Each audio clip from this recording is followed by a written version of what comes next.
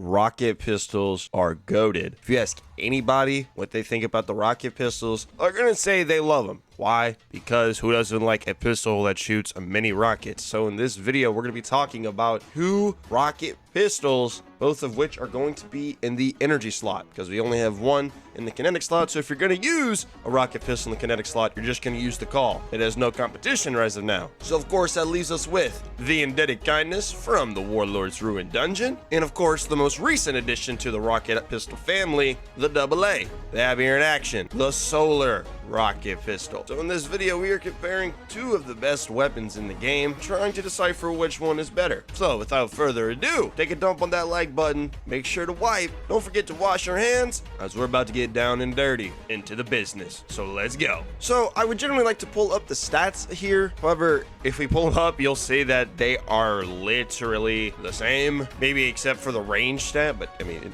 it's a weapon that has, you know, velocity to it, so like, we're just going to move straight over to their origin trait, shall we? For the Indebted Kindness, it has Sundering, which will grant you 40 reload speed whenever you break an enemy shield or destroy like a vehicle or a construct. This will actually proc more often than you would think, because any enemy that has a shield that you break with this weapon, it'll proc Sundering, which is very handy, especially if you have a Volt Shot on your Indebted Kindness, right? Now for the AA, it has Radiolaria Transposer, which means rapid final blows cause targets to explode into a pool of radiolarian fluid. Honestly, this is a pretty good, decent origin trait, and it synergizes pretty well. It really helps with this thing's ad clearing capabilities, because this thing will definitely be able to clear out multiple ads at once very, very fast. And it'll proc this as well, giving you like little mini Wither Horde puddles. Pretty cool, pretty cool. Now let's talk about their actual perk pulls. Okay.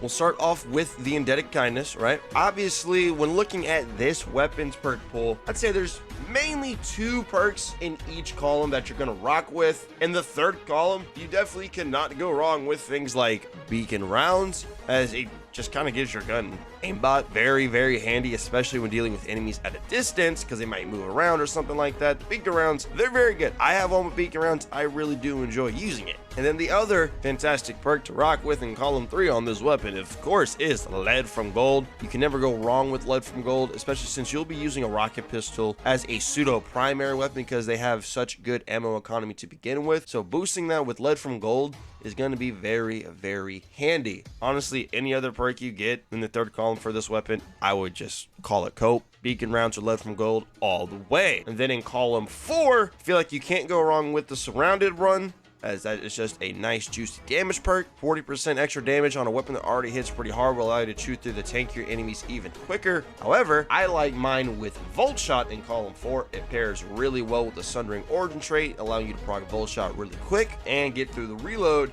and just kind of spam Volt Shot with this weapon can be very, very good. There was a reason why this thing shot up in usage whenever Onslaught first came out and into the light, because one with Volt Shot and Lead from Gold, that is a beautiful combo. Beautiful combo. The Volt Shot gives us some great ad clearing and AoE capabilities, because the jolt from a Volt Shot is going to obviously chain to nearby enemies, which allows for you this thing to be really, really ammo efficient, on top of having things like Lead from Gold and being a rocket pistol already. I still highly recommend that you get an Indebted Kindness with Volt Shot, just because it's so good. Because no matter which sidearm you think is better, if something has an arc surge on it, you're just going to use the Indebted Kindness, not think twice about it. Something has a solar surge modifier on it, you're just going to use the AA and not think twice about it. That being said, if you ask any person that has a Volt Shot and Indebted Kindness how much they use it, they're going to say a lot. It's very good. Mine has 10,000 kills with it. I love this weapon, especially with Volt Shot.